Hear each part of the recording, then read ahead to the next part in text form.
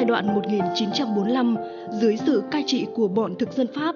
Phong Kiến, xã Hồ Thầu và các xã khác trong huyện chưa tiếp cận được con đường đi theo cách mạng, con đường chủ nghĩa Mác Lênin và Bác Hồ kính yêu lựa chọn.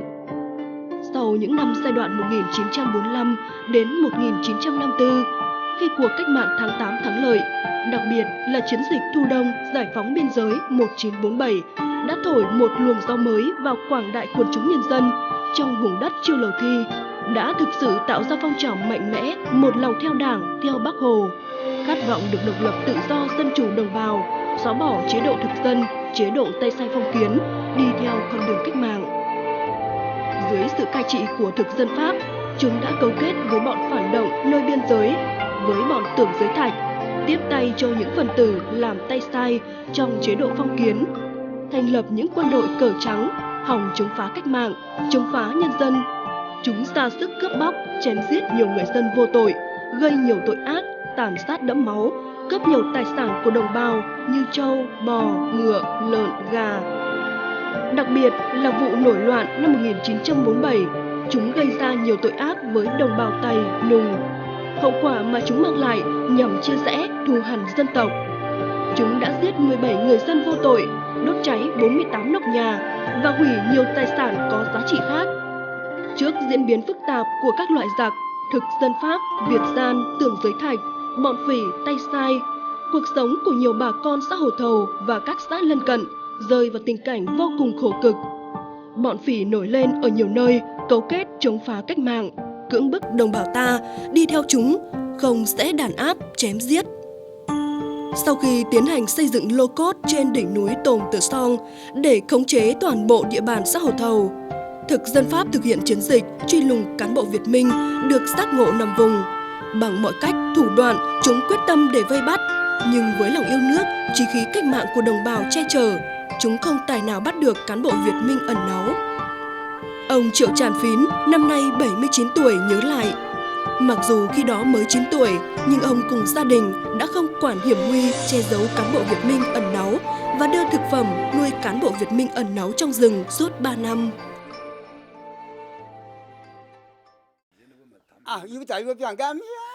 Lúc đó tôi còn nhỏ, tôi đã nhiều lần giúp bố mẹ tôi đưa cơm, thực phẩm cho các cán bộ Việt Minh ẩn nấp trong rừng. Để tránh bị bọn mật thám phát hiện, bố mẹ bảo tôi hô to rằng con muốn đi ngoài, rồi liền lấy cơm gói trước kẹp vào nách, chạy nhanh lên trong rừng đưa cơm cho cán bộ. Sau khi đưa cơm xong, đi về tới nhà, tôi lại hô bảo bố mẹ con đã đi ngoài xong để tránh mật thám để ý.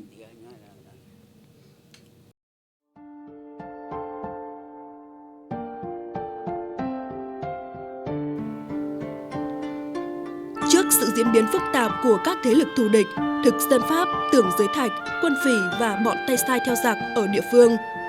các cán bộ Việt Minh, cán bộ cách mạng đã phải tạm thời rút vào rừng hoạt động, lãnh đạo phong trào. Để có một bộ máy tay sai hoàn hảo trong việc mị dân, dễ cai trị, âm mưu lấy người Việt trị người Việt, lấy người dân tộc trị người dân tộc, chúng đã xây dựng lên những chức danh chính quyền ở địa phương. Đối với dân tộc Tày thì có chánh tổng, phó tổng, lý trưởng, phó lý, tổng xã đoàn, hội đồng kỳ mục. Người Dao thì có động trưởng, chánh phó quản triều. Người Mông chia thành nhiều giáp, tổng giáp, mã phài cai quản. Người dân tộc Hoa thành những bang, bang trưởng cai quản. Người Kinh chia thành phường, do phường trưởng cai quản và đặt ra nhiều loại thuế hà khắc như thuế đinh, thuế điền, thuế thổ cư, thổ canh, vân vân, để vơ vét trả đạp đồng bào dân tộc ta. Trước sự kìm hãm cuộc sống của bà con nhân dân bằng các loại thuế nặng nề trên của chúng, đã tạo nên một làn sóng phẫn nộ, căm ghét bọn thực dân và tay sai của các đồng bào trên địa bàn Hồ Thầu và huyện Hoàng Su Phì, tạo thời cơ cho các cán bộ cách mạng hoạt động, tuyên truyền, mở ra cơ hội cho đồng bào nhân dân các dân tộc trong xã Hồ Thầu hiểu rõ thêm về cách mạng, về Đảng, Bác Hồ, tăng thêm lòng yêu nước. Để ngăn chặn sự đoàn kết khát vọng tự do của các dân tộc xã Hồ Thầu, cũng như chặng đường Việt Minh xâm nhập vào dãy núi Chiêu Lầu Thi, thực dân Pháp đã chọn đỉnh núi Tồn Tử Song làm nơi chỉ huy trung tâm. Đây là nơi được chúng chọn làm nơi trung tâm chỉ huy của thực dân Pháp vì có tầm nhìn bao quát rộng, trên vách núi có độ dốc cao. Chính vì vậy, chúng đã bắt nhân dân xã Hồ Thầu và đồng bào lân cận lao động xây dựng đồn cố thủ cho chúng và nhiều nhân dân và đồng bào ta. Do lao động cực nhọc, bệnh tật ốm đau, không thuốc chữa, nhiều người đã phải bỏ mạng ngay trên khu đồn Pháp. Sau khi cách mạng tháng 8 năm 1945 thành công, ánh sáng cách mạng soi đường, nhiều con em ưu tú các dân tộc xã Hồ Thầu sớm giác ngộ theo tiếng nói của Đảng Bác Hồ, chống thực dân Pháp phong kiến. Cùng với sự lớn mạnh của cách mạng nước nhà, ngày 1 tháng 7 năm 1949, chi bộ đảng đầu tiên của xã Hồ Thầu đã được thành lập với 6 đảng viên. Đây là một dấu ấn lịch sử trong quá trình sự nghiệp đấu tranh cách mạng xã Hồ Thầu nói riêng, huyện Hoàng Su Phì nói chung. Sau khi thành lập chi bộ đảng xã Hồ Thầu, đã tập hợp được đông đảo quần chúng nhân dân tham gia vũ trang, thành lập lực lượng dân quân với 30 chiến sĩ, cùng với lực lượng đội chủ lực tham gia đấu tranh chống thực dân Pháp. Dưới sự lãnh đạo của Đảng, bộ đội, dân quân và đồng bào các dân tộc Hồ Thầu đoàn kết, đợi thời cơ chín muồi trong chiến dịch Lê Hồng Phong, vào 15 giờ ngày 25 tháng 4 năm 1950, chiến sĩ đại đội chủ lực 942 và lực lượng dân quân xã Hồ Thầu đã nổ súng tấn công đồn chỉ huy Tồm Tờ Song, truy kích địch, chiếm lấy đồn, làm cho chúng bỏ vũ khí tháo chạy. Và từ đây, xã Hồ Thầu hoàn toàn chính thức được giải phóng trong niềm vui hạnh phúc của đồng bào nhân dân các dân tộc xã Hồ Thầu.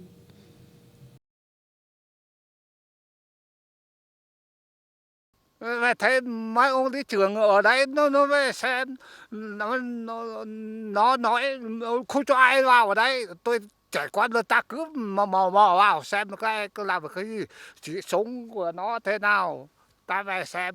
Nó chỉ đến đây thấy nó làm việc, các ông sếp của ông tiểu đoàn nó làm ở đây, nó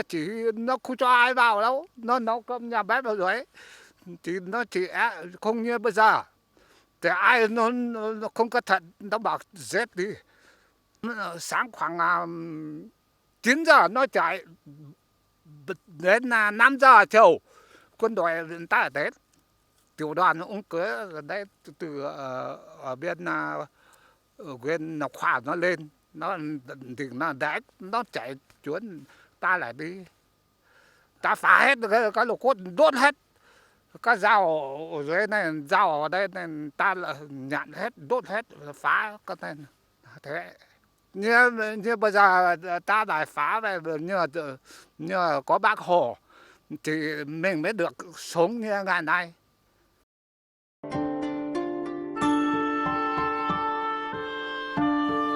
Dù 65 năm đã trôi qua, nhưng những ấn tượng về ngày giải phóng Hồ Thầu không thể phai mờ đối với ông Triệu Tà Vàng, một trong những người con Hồ Thầu thuộc lực lượng dân quân lúc đó còn nhớ như in những năm tháng chiến đấu, đánh đuổi giặc Pháp, giải phóng quê hương.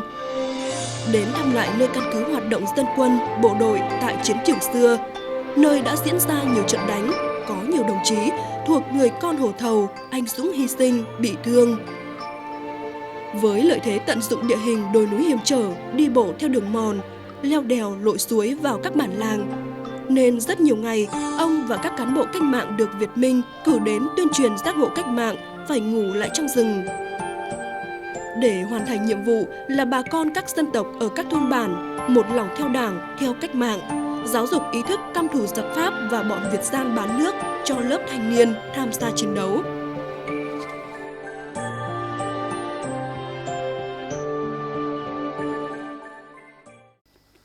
Bây giờ chỉ có chúc chỉ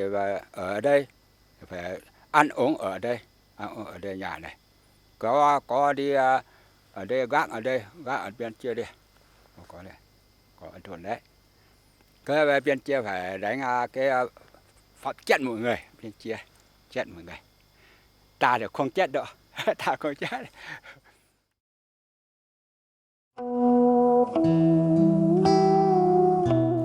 Nhớ lại những ngày gian khó đánh Pháp, Tiễu Phỉ, ở ông luôn tự hào. Càng vui hơn khi thấy quê hương đang từng ngày đổi thay, đời sống nhân dân từng bước được cải thiện. Con em các dân tộc hàng ngày được cấp sách tới trường học cái chữ của Đảng, của Bác Hồ. Những kết quả đó là do Đảng ta lãnh đạo, do nhiều thế hệ cha anh ta đã hy sinh xương máu đem lại, và do nhân dân các dân tộc luôn một lòng theo Đảng, theo Bác Hồ kính yêu.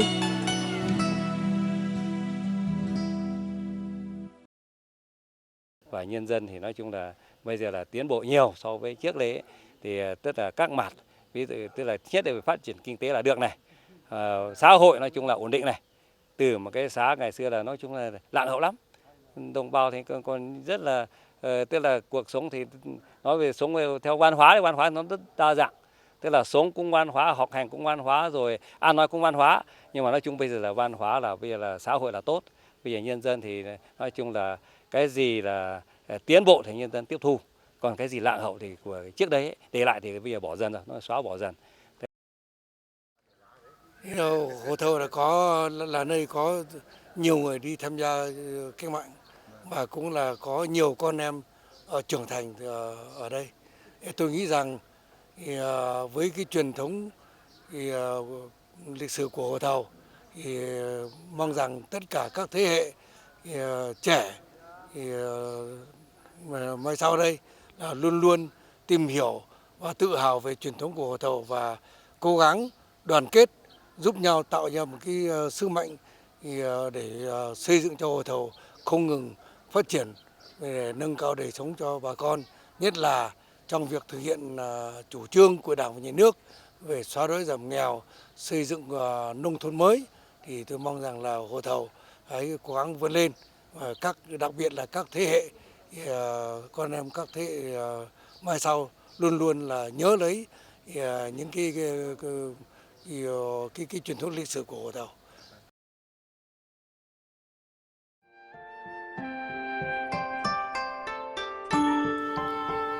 Sáu 65 năm trôi qua kể từ ngày được giải phóng, vượt qua mọi khó khăn thử thách do hậu quả của thực dân Pháp và phong kiến để lại, bà con nhân dân các dân tộc xã Hồ Thầu đã đoàn kết một lòng xây dựng cuộc sống mới. Vì vậy, chỉ sau một thời gian ngắn, tình hình kinh tế xã hội, quốc phòng an ninh Hồ Thầu đã nhanh chóng ổn định. Đặc biệt là bước vào thời kỳ đổi mới, Đảng bộ, chính quyền và nhân dân các dân tộc xã đã nỗ lực không ngừng, phấn đấu vươn lên, hoàn thành các mục tiêu kinh tế, xã hội. Tổng thể cái diện mạo trong 5 năm qua thì cũng đã thay đổi về cái nhận thức và cũng đạt được cái kết quả cho như mong muốn trong Đại hội Đảng bộ xã đề ra, như là tỷ lệ ở hộ nghèo giảm từ 48 còn 21%, hộ khá tăng lên, hộ giàu cũng tăng lên, mà miễn là hộ nghèo giảm xuống. Trên cơ sở hạ tầng thì tôi cũng đã đạt được là 8 trên 8 thôn bản đều có ô tô đến được trung tâm thôn, là những cái kết quả đã đạt được trong 5 năm qua. Cái thu nhập bình quân trong nghị quyết Đại hội Đảng bộ mà đề ra là phấn đấu là chỉ trên 6,3 triệu đồng trên một nhiệm kỳ, mà cho đến thời điểm này chúng tôi cũng đã đánh giá lại là đến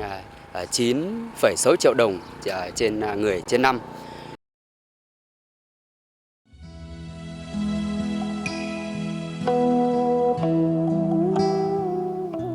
Với truyền thống đoàn kết tự cường, Đảng bộ xã Hồ Thầu, quân và dân các dân tộc đã vượt qua mọi khó khăn, từng bước vươn lên, giành những thành tựu mới. Trải qua chặng đường thực hiện công cuộc đổi mới do Đảng ta khởi xướng và lãnh đạo đến nay, Đảng bộ, quân và dân các dân tộc luôn chung sức, chung lòng, không ngừng phát huy cao độ tinh thần yêu nước, truyền thống cách mạng, củng cố vững chắc niềm tin vào sự lãnh đạo của Đảng, vào thắng lợi của công cuộc đổi mới đất nước. Đoàn kết, nỗ lực quyết tâm vượt qua nhiều khó khăn thử thách, đạt được nhiều thành tựu quan trọng. Suốt những năm chống thực dân Pháp, chống đế quốc Mỹ, Tiễu Phỉ, trừ gian, đồng bào Hồ Thầu luôn là niềm kiêu hãnh của Đảng bộ huyện Hoàng Su Phì trên mảnh đất đỉnh Tây Côn Lĩnh.